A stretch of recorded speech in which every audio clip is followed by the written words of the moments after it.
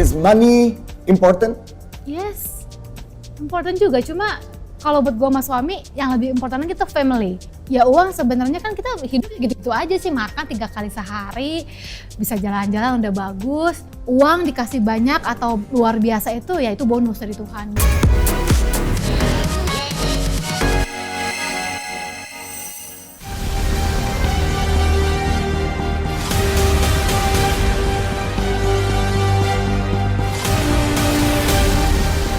Pemirsa Silet RCTI, dijeratnya Harvey Muiz sebagai tersangka atas kasus dugaan tindak korupsi komoditas timah yang merugikan negara hingga 271 triliun rupiah masih terus diusut tuntas oleh tim penyidik Kejaksaan Agung atau Kejagung.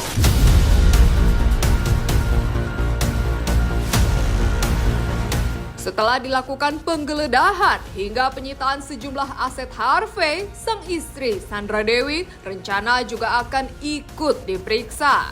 Menurut Kapus Penkum Kejagung, Ketut Sumedana mengatakan kemungkinan besar Sandra akan dipanggil dalam pemeriksaan kasus korupsi yang menyeret Harvey. Terlebih jika ditemukan bukti bahwa ibu 2 anak itu ikut menikmati uang hasil kejahatan sang suami. Apakah nanti dari pihak istrinya Harvey Muiz nanti akan dijadiin saksi juga, Pak? Kemungkinan iya, kemungkinan. Maka dari itu tunggu aja, ya. Karena dari Medan itu kemungkinan clue-nya iya. Tim penyidik memanggil 2 orang saksi dari pihak swasta. Jadi seluruhnya kita sudah memeriksa 174 saksi dengan 16 tersangka. Tim penyidik juga lagi melakukan pendataan aset, tracing terhadap 16 tersangka. Dari 16 tersangka itu lagi kita data di lapangan, ya, rumahnya, harta bendanya, ya, termasuk aset-aset yang mereka miliki. Dalam rangka tadi kemungkinan akan dikenakan tindak pidana pencucian uang.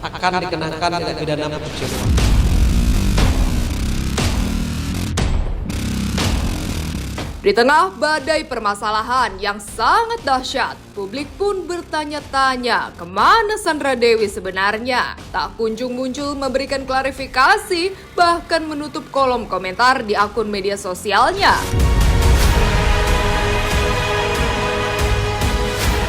Hal itu pula yang akhirnya membuat sejumlah pihak mendesak untuk pencekalan bagi Sandra agar tidak bisa keluar negeri. Guna mengetahui keberadaan Sandra Dewi, tim Silet pun secara khusus mendatangi ke apartemennya hingga ke kediaman orang tuanya untuk meminta klarifikasi.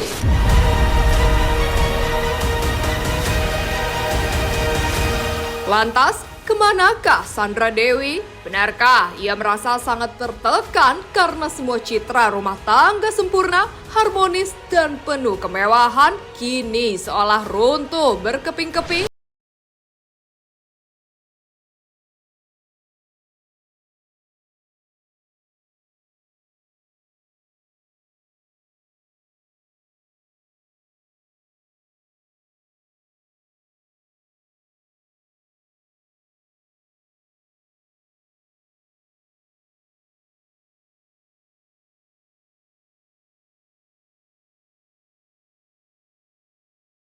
Ya main kayak hari-hari libur, hari-hari lebaran gitu, Imlek, datang waktu itu saya tahu, soalnya kan saya setiap hari kontrol.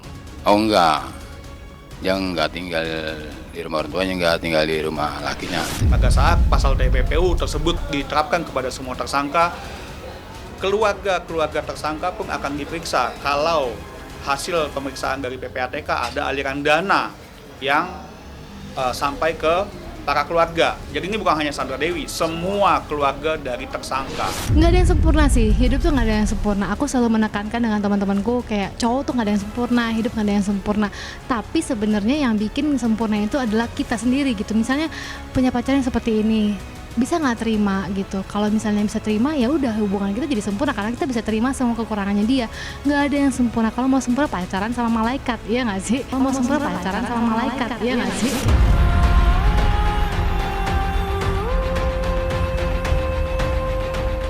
Tidak dipungkiri, kasus dugaan tindak korupsi komoditas timah yang menyeret Harvey sebagai tersangka menuai sorotan tajam dari berbagai pihak. Apalagi sampai merugikan negara dalam jumlah yang tidak main-main.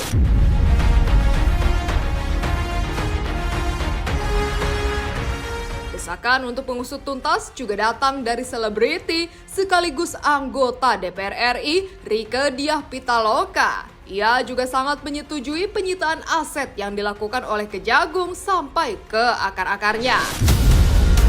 Tidak hanya itu, Rieke juga meminta agar selain para tersangka, keluarga maupun kerabat mereka juga ikut diperiksa. Saya mendukung Kejaksaan Agung untuk keluarkan surat pencekalan bagi seluruh siapapun yang terindikasi kuat terlibat, termasuk para direksi, karena di sini dikatakan surat ini bahwa tidak ada direksi yang terlibat. Nanti saya serahkan kepada pimpinan, termasuk direksi dan juga termasuk keluarganya untuk pencekalan sementara setidaknya. Karena ini angkanya fantastis, ya, dengan kepemilikan uang sebesar itu orang bisa ngilang kemanapun. Bisa juga operasi wajah dan sebagainya. Yang kedua adalah ya pihak swasta, ya juga pihak swasta tentu saja. Tetapi ini direksi dari tahun 2015 cukup panjang ya. Sehingga jangan hanya 16 orang yang disasar, jangan hanya swasta yang disasar, tetapi oknum-oknum di internal PT Timah dan jika ada di kementerian lainnya, karena izin itu juga menyangkut kementerian lainnya. Saya minta secara terbuka mendukung sekali lagi Kejaksaan Agung untuk mencekal siapapun termasuk juga keluarganya. Karena suka ada juga biasanya suka ada yang titip-titip ya hasil-hasil seperti itu pada keluarganya atau pada titik-titiknya. Saya mendukung Kejaksaan Agung dan Satgas TPPU tindak pidana pencucian uang untuk membongkar adanya indikasi kuat tindak pidana pencucian uang dalam kasus PT Timah ini. Kasus dengan angka yang baru ditaksir aja 271 triliun itu menurut saya ya, duit itu kalau dibikin bangun puskesmas, berapa puskesmas? Benerin jembatan sampai ada anak yang harus nyebrang sungai itu udah berapa jembatan bisa dibangun ya kan? Tapi kemarin saya terbuka mendesak untuk bongkar semuanya. Dan di dalam proses penegakan hukum itu cekal semuanya, indikasi pelaku dan juga keluarganya. Karena beberapa kasus yang juga saya pelajari juga dengan Pak Mahfud itu tindak pidana pencucian uang itu bukan hanya melibatkan si oknum pelaku. Saya juga mendukung Kejaksaan Agung, Satgas TPPU tindak pidana pencucian uang, KPK juga ya, semuanya untuk solid dalam kasus ini bisa menjadi titik awal perbaikan terhadap sistem tata kelola BUMN pertambangan kita. Termasuk dalam kasus Asabri dan Jiwasraya saya yang mendesak untuk sita aset.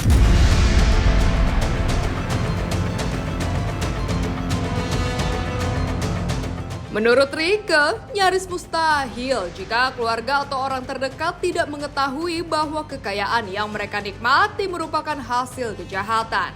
Apalagi jika sampai ikut terlibat dalam tindak pencucian uang seperti dalam beberapa kasus yang memang pernah terjadi.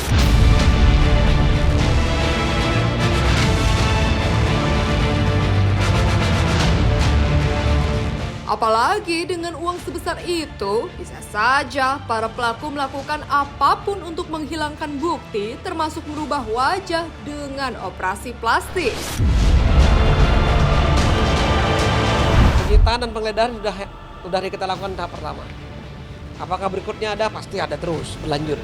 Ya, kita akan cek semuanya. Ya, terkait dengan harta bendanya kita belum dapatkan semuanya, tapi tetap kita kejar. Berlaku terhadap semua tersangka, ke-16-nya, termasuk AM. Tindak pidana pencucian uang itu bukan hanya melibatkan si oknum pelaku. Contoh dalam kasus pajak yang orang dirjen pajak itu kan dia tidak bisa disimpan di dirinya sendiri, atau yang kasus Taspen juga. Jadi karena ini kasus yang cukup besar, pertama harus benar-benar ada efek jerak. harus digali semuanya kalau memang benar ada penegakan hukum. Cekal semua, termasuk keluarganya. Tapi untuk seluruh rakyat Indonesia, mohon dukungannya, mohon doanya. Kalau aku orangnya tuh sangat bisa diajak kompromi gitu. Oh, dia kelemahannya apa, selagi aku masih bisa terima, ya udah dijalanin. Tapi kalau udah nggak bisa, udah nggak happy, ya aku nggak terusin gitu.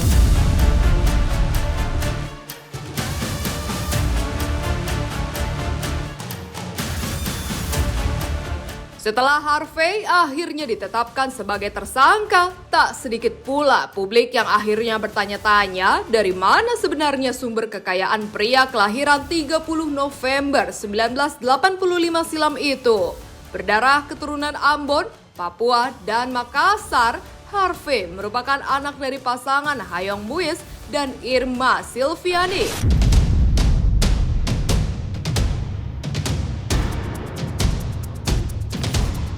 Sebagai seorang pengusaha, ia merupakan presiden komisaris perusahaan penambangan batu bara.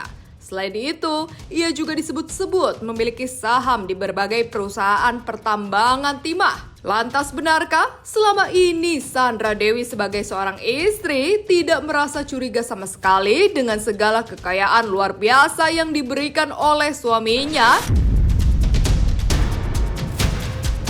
Is money important? Yes, important juga. Cuma kalau buat gue sama suami, yang lebih important kita family. Ya uang sebenarnya kan kita hidup gitu-gitu aja sih, makan 3 kali sehari, bisa jalan-jalan udah bagus. Uang dikasih banyak atau luar biasa itu ya itu bonus dari Tuhan. Uang dikasih banyak atau luar biasa itu ya itu bonus dari Tuhan. Dikasih sedikit pun ya nggak apa-apa, yang penting cukup makan. Gue suka tuh lu tadi bilang hidup tuh begitu-begitu aja. Iya. Makan 3 kali sehari. Makan 3 kali sehari. Semua orang transportasi naik motor, mau motornya lebih murah atau yang paling mahal, Motor, sama-sama motor. sama-sama Mau motor. mobil murah atau mobil mewah, sama-sama mobil. Gue nggak pernah minta. Lu nggak pernah minta? Gue nggak pernah minta selama gue berkeluarga, gue nggak pernah minta.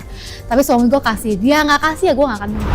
Kita kan dari pertama kita sama-sama bukan yang tidak bekerja, kita sama-sama punya karir. Dia bangun karir sendiri, aku juga bangun karir sendiri. Kita masing-masing punya pekerjaan yang beda. Dan kita tahu nih sebelum pacaran pun kita udah punya pekerjaan gitu.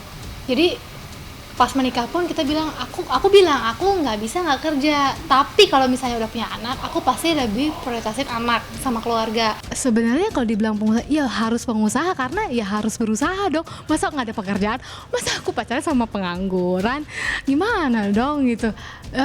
Aku nggak ngerti maksud pengusahanya gimana ya, cuma menurut aku pacaran ya harus sama orang yang punya pekerjaan. Kalau misalnya aku pacaran sama orang yang punya pekerjaan, nanti diomongin lagi, ih kamu kerja keras kok cowoknya nggak punya pekerjaan, pasti diomongin lagi. Pengen nikah seumur hidup sekali. Aku masih timur banget lah orangnya ya, pengen nikah seumur hidup sekali, pengen jadi istri yang baik, pengen punya anak-anak yang bisa membanggakan orang tuanya, pengen punya anak yang sama kayak sosok pasangan aku gitu kan. Kalau pasangan aku baik, pasti anak-anaknya juga baik. Aku pengen jadi ibu yang baik aja, pengen punya anak-anak yang baik juga. Jadi harus siap mental, harus siap mental.